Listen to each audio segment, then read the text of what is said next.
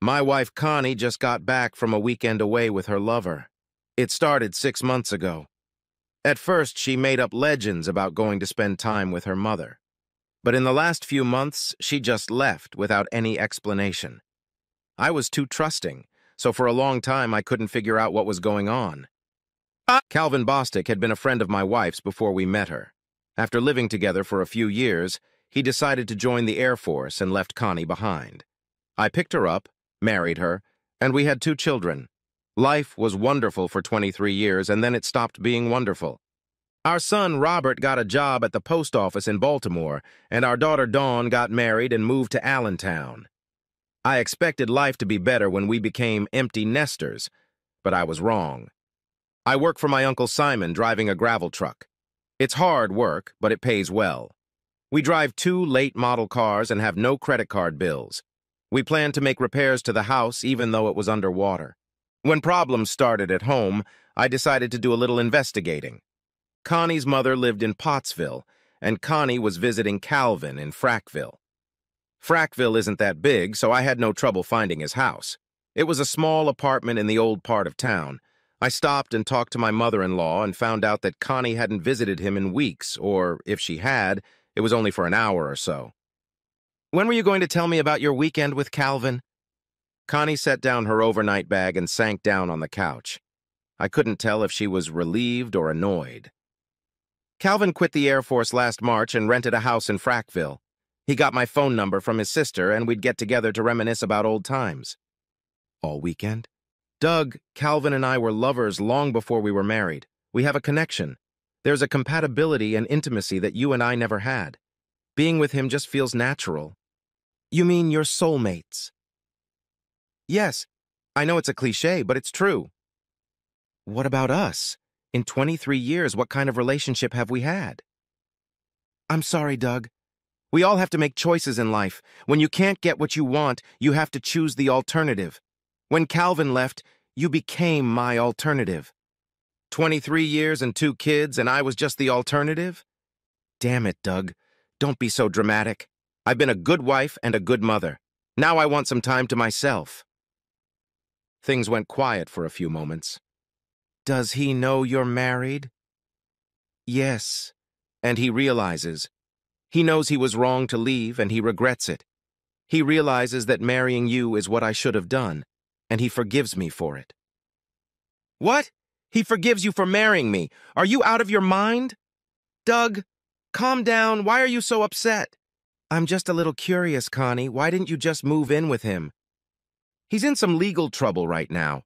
His ex-wife is suing for divorce and is demanding 48% of his Air Force retirement pay. He thinks it's best if our relationship stays in the shadows." "Is he working?" "He's still in transition. There aren't many ground equipment specialists in the area, and he wants to stay here. So, Connie, what are your plans?" "I don't know. I don't know. I don't want to talk about it anymore." I watched my wife pack her overnight bag and retire to the bedroom. I spent the night in the living room, settling into an armchair. Monday morning, after Connie left for work, I finalized all of my business. I started with the banking and insurance stuff. Closing the accounts and canceling the policies gave me a good boost to get out of bankruptcy. I had a $30,000 home improvement loan pre-approved. My 57-year-old 57 Chevy brought me almost $20,000. I found another use for my Harley Fat Boy.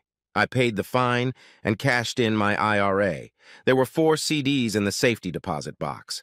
Unfortunately, Uncle Simon didn't have a retirement plan I could count on. I was planning an unexpected 6-month cruise for our 25th wedding anniversary. Connie didn't know I'd been contributing to it for 6 years. That was another $30,000 in the piggy bank. I had no trouble finding a buyer for my Snap-on tools.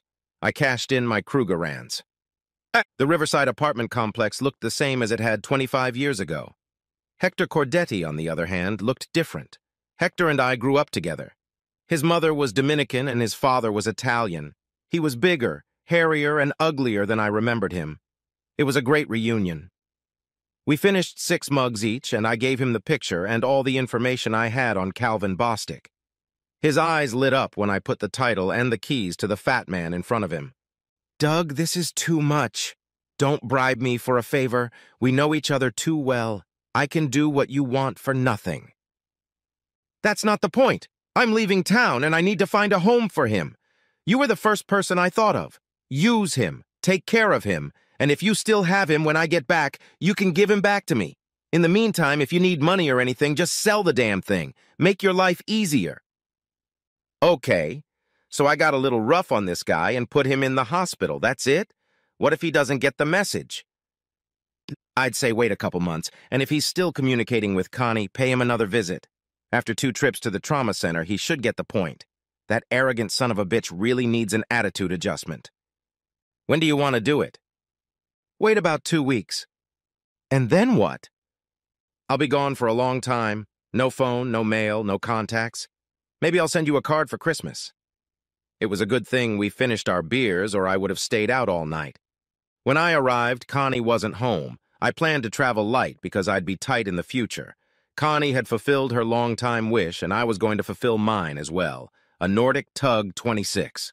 All people have dreams or aspirations. Mine was pretty simple, but still unattainable. There was no way in hell I could convince her to live on a yacht. Now I didn't have to worry about that. The hardest part was finding a yacht that I could afford to buy and still live on. The internet is a great place to shop. My son Robert had just gotten home from work when I arrived. He looked surprised to see me and I assumed he hadn't talked to his mother lately. I briefly told him about the situation, trying not to praise Connie but telling him everything nonetheless. He wasn't happy, of course, but he understood. Robert was going to keep a few things for me while I was traveling, like my birth certificate and DD 214. He also agreed to act as a discreet contact if I needed anything. I gave him the title to the truck and told him where to pick it up in Annapolis. He was still single, but he had a steady girlfriend who he said had marriage potential. I spent the night there, and in the morning we both left at the same time. I thought it was funny that my phone was on the whole time, but I never waited for a call from my wife. An hour later, I had breakfast in Annapolis and then headed to the marina. We spent the morning taking care of business. After lunch, I went through a complete inspection of all operational and safety systems. I was glad I had gotten my BS&S Coast Guard certification earlier. With the help of the Yanmar service manual and the service technician at the marina, I was able to gather an assortment of spare parts and additional tools that I might need. I had no intentions of becoming a skilled marine mechanic. I just wanted to know enough to get to the nearest service center if needed. I purchased a complete set of ICW charts as well as lists of all the marinas on the East Coast and Gulf Coast. 1 set for my Kindle and 1 set in a spiral-bound book. The girls in the marina office were more than happy to help me outfit my new kitchen and pantry. One small indulgence I allowed myself was to purchase a small set of solar panels and a full set of LCD lights for the boat. I felt I could work on this in my spare time on my free days. Everything went smoothly. In the evening, Robert's girlfriend took him to the marina. I gave them a tour of the tugboat and we had dinner together. He drove the truck home. I was officially free. Early the next morning, I quietly left the marina with 75 gallons of fuel and 50 gallons of water. I had no plan or purpose. I had enough money to last me a year if I didn't spend it on fuel. Any serious mechanical problems would likely have broken me. I had no choice but to go forward with my fingers crossed. For the next 2 weeks, I familiarized myself with my new toy. I figured out how to achieve optimal fuel consumption. I became familiar with the instruments and electronics. Most marinas and waterfront restaurants had free Wi-Fi. I downloaded a ton of books onto my Kindle and took a few more Coast Guard courses, including safety and weather courses. I made a note to myself to get on board internet in the future. I wasn't going anywhere in particular, but I found myself gradually making my way south. The time was approaching when I was to begin my journey. I was a little anxious, but also a little cautious. I had no experience, but there was nothing to lose. Let's go. I quickly discovered that eating at the marina or waterfront establishments would cut my expenses a lot. I would have to learn some of the tricks and techniques for cooking on board. I downloaded a few more books. At one point in the trip, there were problems with limited fuel supply. I bought a collapsible fuel bladder in case I needed it. I restocked the pantry. I connected my small solar panel to a small battery from the lawnmower. It provided LCD lighting throughout the boat and even gave me a small charging station for my phone and Kindle. I was leaving the Honga River, heading towards Bloodworth Island, when I noticed a young girl waving her arms frantically. She was standing on the back of a large white yacht that appeared to have run aground in the bush. Only the back half of the yacht was visible in the fading daylight. As I got closer, I noticed that it was a large Chris-Craft yacht.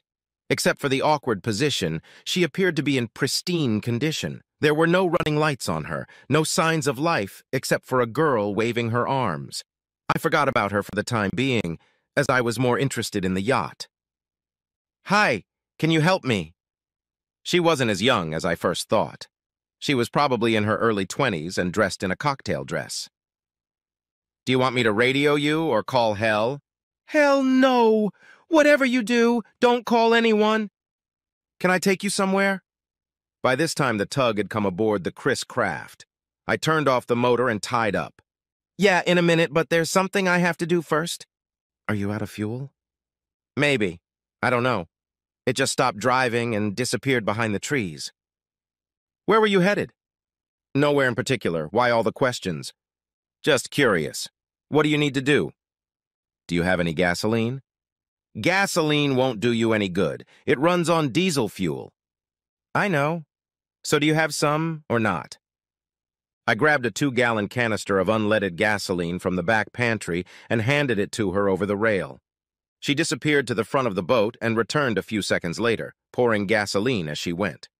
I guessed what she was going to do, so I discreetly loosened the tether rope. She handed me the empty canister as well as the rocket launcher from the helm. Holding onto the coupling, she climbed over the rail and jumped onto the tug. "Permission to come aboard, sir?" I couldn't keep from smiling at the grim humor. As I took off the line and started the engine, she opened the rocket launcher. I was backing away from the tug and she loaded it and fired it right into the back of the boat. Amazingly, it hit right on target the first time. There was no big explosion. It was a sort of slow, spreading fire from stern to bow. We were about 100 feet away from her when she was completely engulfed in flames. A short time later, there were 2 muffled explosions followed by heavy smoke. By then, it was nightfall and it was hard to see anything. "Hi, my name is Sky. What's yours?" 10 minutes later, after a brief introductory conversation, my new friend was sound asleep. While I was chatting, she dozed off. That was okay because I had to concentrate a bit, trying to get back on the main channel. I had no idea what was going on, but I felt like I needed to increase the distance between us and the smoking hulk that was once a pristine cabin cruiser. Night cruises are very relaxing, although you have to pay more attention to what you're doing. I was a bit on edge at the time due to circumstances, so the quiet time was relaxing, but not sleep-inducing. I managed to throw a light blanket over my guest without waking her up. She was not properly dressed. When the sun was already up, I found a nice quiet place to pull off the canal. Barely had time to brew some coffee when my guest poked her head out the sunroof. "Good morning, Doug. Sorry I dozed off last night. The coffee smells great." "Where the hell are we? Where's the bathroom?" She seemed to like to chat. I tossed her a t-shirt and a pair of sweatpants. Under the circumstances, it was the best I could do. 5 minutes later, we were both comfortably ensconced on the deck with a steaming brew. The t-shirt was a little big for her, but the overly long pants seemed to fit her thighs quite well. "Well, Miss Sky, would you mind telling me what the hell is going on, or is it none of my business?" "Actually, it's Mrs. Daniel Cordell. I've only been married for 6 weeks, and already it feels like it's over." "I understand that the boat you left behind belonged to your husband?" "Yes. It was a splendid sight, wasn't it?" "I suppose you had good reasons for acting as you did?" "Absolutely." The traffic on the canal was slow, but it was nice to just sit quietly and watch the ships go by. I filled both mugs, and we sat for a few more minutes without saying anything. I wanted to know more, but I didn't want to seem too curious. I decided to let things unravel on their own. "Doug, do you mind if I call my dad? I don't want him to worry about me." "No problem. I've got some things to do. Take your time." Of course, most of the things I had to do were a little superficial. I figured out exactly where we were and updated the fuel and water logs. Another 20 minutes passed when my uninvited guest looked up. "Doug, if you're not too busy, my father would like to talk to you. Is that okay with you?" She handed me the cell phone and went back down underground. Hi. Pretty slick start, I thought. Mr. Martin, my name is Franklin Graves. I am, of course, Sky's father. My daughter is in a bit of a jam, and I need to ask you for a small favor. Go ahead. Would you mind keeping my little girl aboard for a few days until I get some things sorted out? Of course, I will see to it that you are adequately compensated for the inconvenience. I'm afraid I have a very small boat, Mr. Graves. I don't think she will be very comfortable. I don't want her to be comfortable. I want her to be safe. Safe? You don't even know me. How can you leave your daughter with a stranger? It's the best alternative I have. And besides, it's her idea, not mine. I'm sorry, it's not going to work out. I'll take her to Yorktown. Arrange to have her picked up there. I'll call you back tonight. Let me talk to Sky again, please. I spent the next hour trying to figure out why the name Franklin Graves sounded familiar, while my stowaway was figuring out how to use the compact shower. Of course, she was using too much water. I'll have to talk to her about that. I was pondering why she was taking so long to mess around when she yelled out to me, "Doug, brunch is ready!" I wasn't expecting anything, so I was pleasantly surprised to see a plate of hot scrambled eggs with Spam. I was amazed that she navigated the galley so easily. It was all very tasty. As we ate, we hardly talked about anything. After quickly cleaning up after ourselves, we returned to the cockpit and sat down again with a fresh cup of coffee. Why did you say no to my father, Doug? Not many people say no to my father. Your father doesn't know me, and I don't know you. I was uncomfortable with what he was offering. I'd rather just drop you off somewhere than get involved in something that doesn't concern me.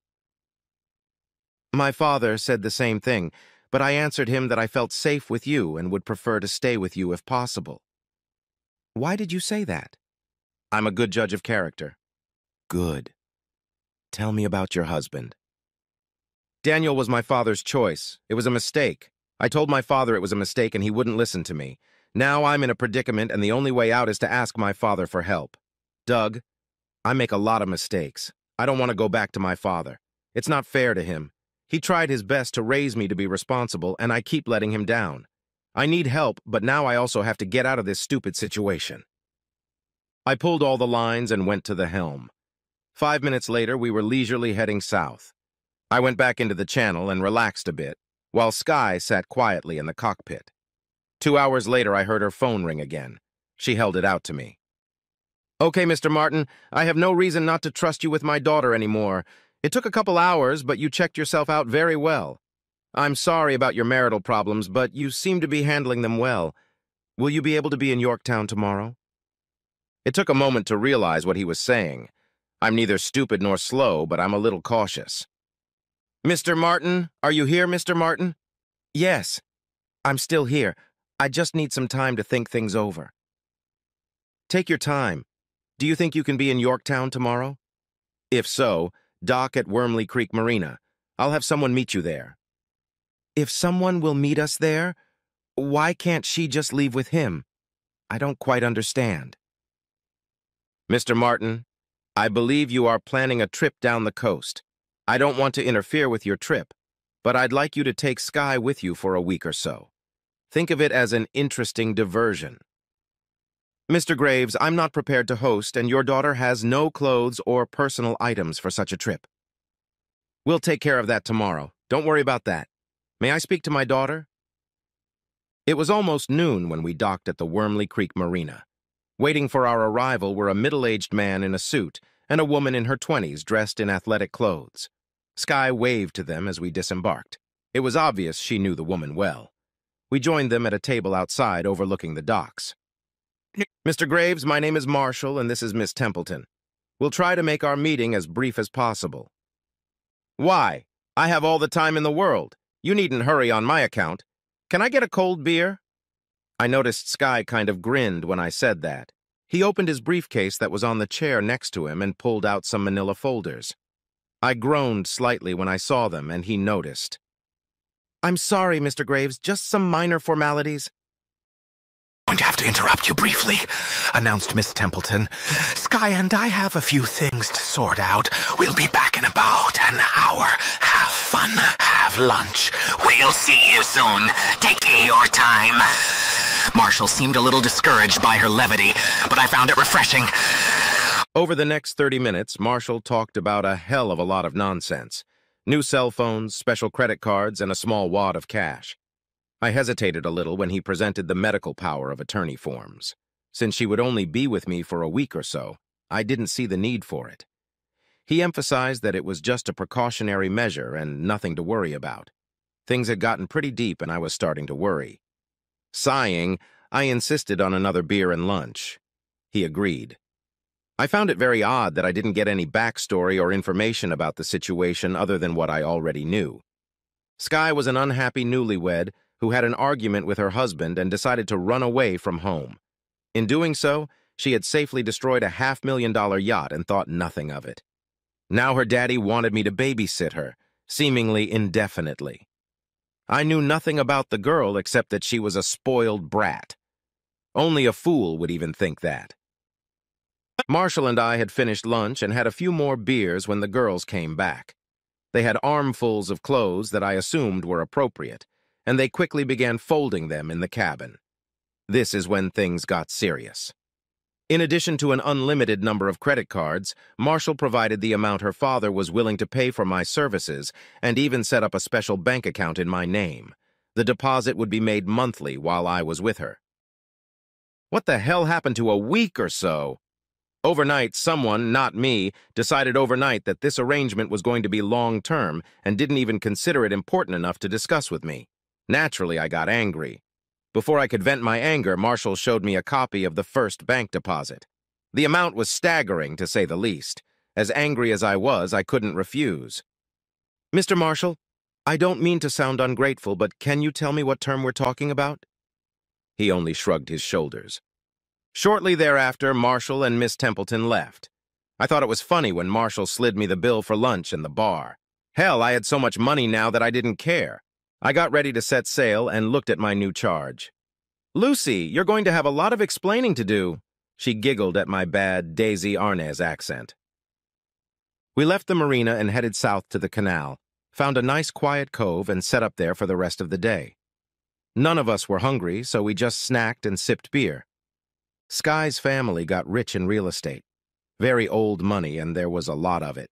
Her husband Daniel was from new money, mostly Wall Street. She didn't know too much about what his family did, but she knew his family was richer than her father. She didn't know him that well, and it was almost a marriage of convenience. I looked at her cheerfully when she said that, and she groaned in response. Skye had only been married for 6 weeks when her husband decided it would be a nice gesture to share his wife with a few fraternity brothers. He figured Chris Crafts would be a good place for his party, but things didn't go as well as he planned. Her father sought an annulment of the marriage. She learned from Miss Templeton that Daniel was furious. Not only had she embarrassed him in front of his fraternity brothers, but the yacht was the pride of the family, and he had lost it. The family was angry at Daniel, and his friends laughed at him. He had publicly vowed revenge at any cost, and that was why her father was so concerned. There was no telling what kind of revenge he envisioned, but her father didn't want to take any chances.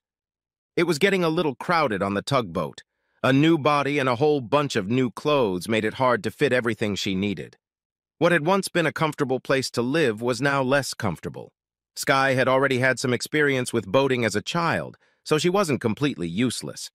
Together we found the easiest and best way to do everything we needed to do. I was amazed at how well we worked together. She readily took on the tasks associated with keeping the tug clean and organized, while I focused on the mechanical and operational issues. She enjoyed meal planning and cooking. We established a regular shopping and laundry schedule at our gas stations. Normally, I wouldn't spend money on laundry, but this was no longer normal, so we went for it. We didn't drive many miles, but we were making good time and enjoying the ride. I was living in the moment and savoring it. All thoughts of previous problems were rapidly fading away. And then I made the mistake of calling my son. Robert, it's Dad. I just thought I'd update you on my condition and see how things are going at home. About time. It's been almost 3 months. What the hell have you been doing? Just traveling and napping. I've got everything perfect. What's going on in Pennsylvania? For starters, Mom's pissed. You cleaned everything up before you left and set it up pretty good. She called here several times and finally stopped when I convinced her we had no idea where you were. She does, however, know about the boat. Some papers and documents were accidentally mailed to the old address, and she quickly matched 2 and 2. It was bound to come up sooner or later. What is she doing with it? I don't know. She and the bank have been sorting it out for a while. Seems like between the mortgage and the home improvement loan, there's no way she can keep up with the payments. Hell, she can't even afford to pay the utility bills. What's she going to do? She got a job at Target, but it doesn't pay much and it's not even 40 hours. She's been selling off stuff to make ends meet. Of course, your stuff was the first to go. I should have grabbed those Snap-on tools, but I was too late. I figured her new boyfriend would be helping her out. That's a joke. As far as I can tell, even with his pension, he doesn't have enough to live on, let alone her. Speaking of good old Calvin, he's pretty pissed at you. To be honest, I think he's trying to find you. Mom mentioned the word retribution. Oh, shit. I didn't think of that. He's supposed to be remorseful, not retaliating. If you're referring to the visit Hector paid him, I guess things didn't work out the way you planned. Did you talk to Hector? No, what the hell are you talking about? Hector was just going to mess with him a little. I'm sorry, Dad, but that's not how it ended up. Apparently Calvin was a black belt in some kind of martial arts. I guess Hector didn't know that, and Calvin ended up beating the crap out of him. Hector was lucky to get out of there in one piece. Well, I didn't plan for that to happen. Anyway, that's why Calvin's trying to find you. According to Mom, he's mad as hell, and he's going to make you pay dearly. I think he's trying to track your cell phone. I keep it turned off most of the time. Thanks for the update. I'll get back to you in about 2 weeks. In the meantime, don't worry about me. I'm fine. I interrupted the call and saw Sky sitting up and smiling at me. That's when I realized I hadn't mentioned to my son that I had a shipmate. Gee, Doug, looks like there are 2 evil guys trying to track us down. Daniel, too? According to my father, Daniel has taken an extended leave of absence from work and is determined to track me down and make me pay for disrespecting him and his family. What does his family have to do with this? Daniel believes that by destroying Cordell's yacht, I insulted both him and his family. He needs some kind of revenge to save face. My father is trying to find out the details, but Daniel has disappeared. Daniel is prone to violence? As far as I know, he's been arrested at least 3 times for assault, but his father dealt with all the complaints before it went to trial.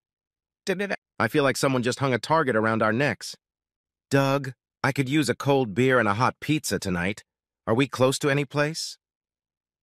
10 minutes later, we were on our way. The pizza was good, but the beer sounded even better. After a few months of living in close quarters together, Sky and I had grown much closer. It was a platonic relationship, but we were both okay with that. A 15-year age difference can quiet many healthy sexual urges. Strangely, the issue was never discussed. We simply accepted our daily interactions as normal. We enjoyed an evening beer, but never indulged in excess. It was more like a father-daughter relationship. I don't think either of us thought it was anything more than that. I was uncomfortable with the realization that 2 men were trying to find us. Both of them seemed to have serious grievances, or at least they thought so. I was at a loss, but felt I had to do something about it. The first call I made was to Sky's ex-husband. The annulment of the marriage had taken place a month ago. Daniel, how are you doing? It's Doug, the guy who stole your wife. A rapid succession of swear words followed, then a short question. Where are you, you miserable son of a bitch? I'll find you sooner or later. Relax, Danny. I've decided it's time for us to meet. How soon can you get to Savannah? Tomorrow. Is that soon enough for you? I was thinking Saturday morning. That will give you a couple days to get ready. I'll call tomorrow and let you know the time and place. I'll be waiting. I didn't bother unsubscribing, just canceled the call. You're not going to meet him, are you? The man is crazy and dangerous. He's probably bringing weapons. Sky was seriously concerned, and I was touched. I'm working on it. I'm going to check on something now, and then I'll make another call. A quick internet search gave me the information I needed. Now all that was left was to finalize my plan. Finding out Calvin's cell phone number wasn't difficult. "Calvin, my friend, this is Doug Graves. I have a new pair of dancing shoes and I'm dying to try them out. Are you interested?" "You know very well I am. Where the hell are you? You won't be able to escape this time." "I'm not trying to escape. We need to talk. It sounds like you need an attitude adjustment and I'm just the person to do it. Your friend Hector tried that. And what came of it?" "Can you be in Savannah by Saturday morning?" "I'm already halfway there." "Good. Meet me at 10 o'clock at the food court at Fairway Mall. Come alone and, most importantly, wear a red MAGA cap." "What's with the stupid hat?" "That's the deal. You wear the cap and I show up. No cap and you'll never see me. If I'm going to kick ass, I want to make sure it's the right thing to do." "You're a funny man." "I'll be there. You better show yourself." Sky giggled like crazy when I ended the call. "You're a silly old man. You don't know anything about karate, do you? You're about to get a slap in the face." I just laughed and shrugged. We relaxed, watched the sunset, and drank beer. Life was good. I made one more call before we went to bed. "Danny, it's Doug. I just thought I'd call you to set up a meeting." "It's Daniel, you ass. Nobody calls me Danny. I'm approaching the Georgia border. Where will we meet?" "I'll meet you Friday at 10 a.m. in the food court of the Fairway Shopping Center. I'll be wearing a red MAGA cap and have my dancing shoes on." "Why do I care about your shoes?" "Because I'm going to kick your little ass." I didn't hear the rest because I turned my phone off. All I heard was Sky giggling again. She did giggle a lot. A few hours later, we were safely docked at the Freeport Marina. We did the usual maintenance and had a great crab cake dinner. The sky was a little ominous, so I was glad we made it to a safe harbor. By the time we got back to the boat, the squall was almost upon us. We quickly double-checked all the mooring lines and made sure everything was secured before locking up for the night. I still used the main berth, and Sky used one of the cots in the galley. A few hours later, a storm blew in. The lightning, thunder, and wind proved too much for my stowaway, and I found her squeezing her way onto my bed. Neither of us said anything. By morning, the storm had subsided, and Sky was still sleeping quietly next to me. I got up quietly, leaving her there. A half hour or so later, she came up to me for a fresh cup of coffee. No word had been said about sleeping in for the evening. Since it was Friday, we decided to go to the breakfast club for lunch. It was a short wait, but we managed to get a good seat by the TV at the end of the counter. It was about 10:30 when the local news channels carried a message. "There was a shooting at the Fairway Shopping Center this morning. An unknown male wearing a red MAGA hat was shot and killed in the mall's food court for no apparent reason. The gunman refused to drop his weapon, at which point he was shot by mall security officers. Both men were pronounced dead at the scene. Authorities are trying to identify them and determine the motive for the confrontation." This was a serious news story, and I had to quickly pay our bills so we could leave the restaurant. Sky could hardly contain herself. "You conniving, dirty son of a bitch! You've been planning this whole time, haven't you?" She giggled again. "Of course I haven't. How could you think that?" We spent the rest of the day relaxing and finishing off all the beer we had. That night we slept together again, but nothing happened between us. Early the next morning, the tugboat headed south, and Sky was still asleep. In the afternoon, I decided to call Robert and see how things were at home. After a few minutes of friendly chatter, I had to ask the important question, "How's your mom doing?" "She's mad as hell. Nothing seems to be working out for her. She can't pay her bills and apparently hasn't seen her boyfriend in over a week. He told her he had some business to take care of and just left. She finally settled with the bank, and they are going to foreclose on the house. She also signed and returned the divorce agreement. She seemed pleased with it." "What divorce agreement? You didn't file for divorce?" "Hell no! Where and when would I have done that? I have no idea what you're talking about." "All I know is that a guy came to the house with all the papers and a check for $20,000. She signed the papers, took the check, and threw it out the door. She thought you had applied." Robert and I talked about other things for a few more minutes. He and his girlfriend were thinking about the Christmas wedding and wanted to know if I would be able to attend. I assured him that I would make every effort and asked him at the last minute to make it a plus. I didn't know how long I would be with Sky, but I wanted to back up just in case. Of course, I refused to answer any other questions prompted by that statement. I never answered the question about my wife's missing boyfriend. I interrupted the call just as Sky staggered up to the top floor. She really needed coffee. We spent 2 days in Jacksonville. Sky managed to find out that her father had orchestrated my divorce. When I asked her why he did it, she said because she asked him to do it herself. I had a hell of a lot of questions about the legality of it all, but I decided not to bring them up. I also had a lot of questions about why she did what she did. There was never anything romantic between us. I was extremely cautious and tried not to cross that line in any way. Before I knew it, she had me trapped in an old cliched conversation. Did I think she was beautiful? Did I think she was too young for me? Was I too old for her? Was I ashamed to be dating her? It went on and on. She seemed to really like me over the past couple months. Of course, I was completely infatuated with her, but I didn't even consider continuing the relationship because of the age difference. For some reason, we had completely avoided conversations of this nature before. Now, however, I felt awkward. That night, I slept in the galley. When she came up in the morning, I was already making coffee. She didn't look well rested. "Doug, I'm sorry I messed up so badly. I thought we were getting along pretty well, and I was hoping that if I pushed things a little, we could get a little closer. I guess I went a little overboard. I need to talk to your dad." "Oh, shit! You're going to leave me, aren't you?" "I tried, Doug. I really tried. Can't we figure out a way for me to stay?" "That's not the point, Sky. I don't want you to leave. I just don't know how I can keep living aboard with you without getting too involved. I like your company. I like being with you." "It's about age, isn't it?" I shrugged and nodded affirmatively. "We've already gotten farther than I feel comfortable with. I'm starting to feel like a dirty old man taking advantage of an innocent girl. I don't want to feel that way, and I don't want your father to look at me that way. Doug, why do you think my father agreed to hasten your divorce?" "I've been meaning to ask you that. Why he did it in the first place." "I kind of asked him if there was anything he could do to help.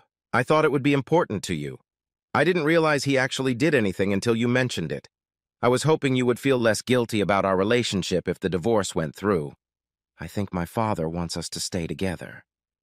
"Why? I'm too old for you. You want a young, virile, healthy guy, not an old, jaded man." "I think he's looking for a way out. I've been an undisciplined tomboy all my life. All I've done is cause my father grief. He feels responsible for me, but I think he'd rather pass the baton, so to speak, to someone else. He thought Daniel could tame me a little, but he was wrong. By the way, Daniel is his choice, not mine." "He's never even met me." Sky pulled English muffins out of the toaster. We sat for a few minutes watching the peanut butter melt in the hot corners. The sky was clear and the day promised to be beautiful. Everything around them was peaceful. "I never tried to tame you." It took only 10 minutes for Sky's father to dispel all my doubts about our relationship. He was enthusiastic about the fact that I'd even considered staying with her. Everything seemed to fall into place in a way that I hadn't even planned for. The tugboat continued south at a nice, steady pace. A little more open water, which I liked, but the little catfish was handling it just fine. Sky and I had finally consummated our relationship in the biblical sense of the word. I was amazed at my ability to resist the onslaught. Thankfully, things leveled out a bit after 3 days, but she still wouldn't let me completely calm down. Robert told me that Connie found out about what had happened to Calvin and was devastated. Under the circumstances, she realized that the money she got from the divorce would not last long. Since the divorce was not yet final, she hoped to make some changes. Fortunately, she still didn't know where I was or how to contact me. My plan to leave worked out better than I had anticipated. Sky and I weren't in any rush to get anywhere, but we received a text message from her dad asking us to meet him in Fort Lauderdale the following Saturday. He even gave us the GPS coordinates. We had plenty of time, so we didn't need to rush. I tried to find clothes that I thought would be good enough to wear to meet Father Sky, and found that most of my old clothes no longer fit. It seems I had lost a fair amount of weight over the past few months. I wore shorts and swim trunks with an elastic waistband most of the time, so I didn't notice the difference. We made a quick stop in Delray Beach, and Sky was happy to pick out anything I might need. Of course, she bought a few new things for herself as well. We planned everything down to the last detail and arrived at our destination right on time. Lunch with Franklin Graves at the dock went much better than I expected. He was not only genuinely pleased to meet me, but also very grateful that I was able to establish a relationship with his daughter. All my worries turned out to be unfounded. Sky was surprisingly calm and stayed close to me. After lunch, he insisted we take a walk around the marina. The chatter was light and casual, but I got the feeling he had a specific destination in mind. "Doug, what do you think of this?" We were standing in front of a brand-new Nordic Tug 44. Everything about it was perfect. He grinned like a cat as I looked it over from the dock. Sky held my hand as I made my way to the stern. Unlike my tugboat, this one had a name. I smiled and she squeezed my hand like crazy. We both stood looking at the old English script on the back of the boat. Alternative.